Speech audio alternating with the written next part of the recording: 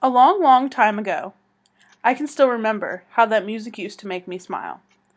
This is the opening line to the famous song American Pie, written by Don McLean.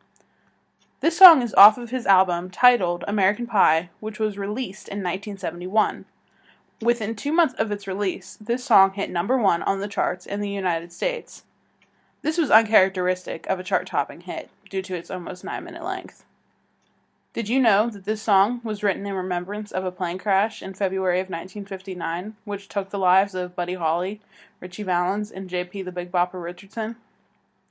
Don McLean references this in his song when he says, "But February made me shiver, with every paper I deliver. Bad news on the doorstep, I couldn't take one more step." Now I would like to tell you a little bit about the 3 young musicians that lost their lives in that plane crash. Buddy Holly was born Charles Hardin Holly in Lubbock, Texas in September of 1936. The name Buddy was a nickname given to him by his mother. After high school in 1955, Buddy Holly formed a band with his friends Jerry Allison and Joe B. Malden. The 3 of them regularly played country and western songs on the Lubbock radio station. Later that year, after opening for Elvis Presley, Buddy started to transition from country to rock and roll. Shortly after Buddy Holly transitioned to rock and roll, he was noticed by a record company talent scout while playing at a skating rink and signed to a contract. Buddy Holly, Jerry Allison, and Joe B. Malden formed Buddy Holly and the Crickets, and between 1956 and 1958 recorded various hits such as That'll Be the Day, Maybe Baby, and Peggy Sue. In October of 1958, Buddy Holly left the band and moved to New York City with his new bride, Maria Elena Santiago.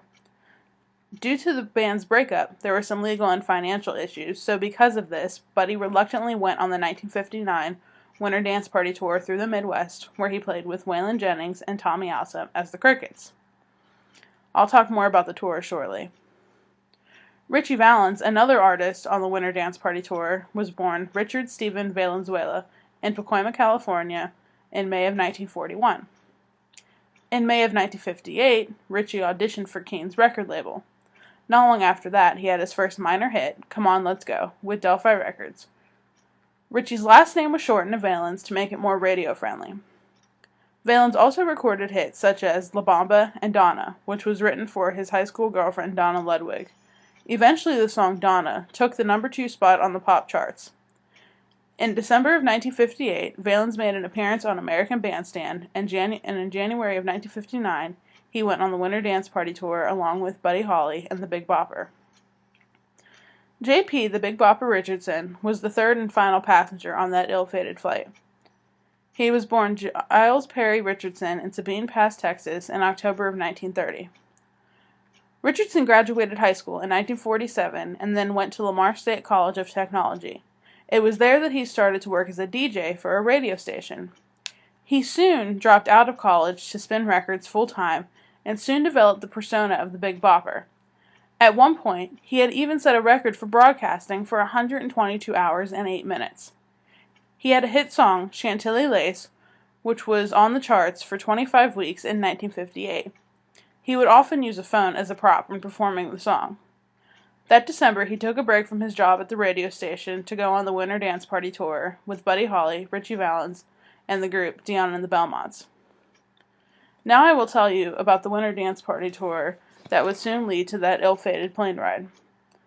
The Winter Dance Party Tour was scheduled to play 24 shows in 24 days across the Midwest. Organizationally speaking, the tour was a catastrophe.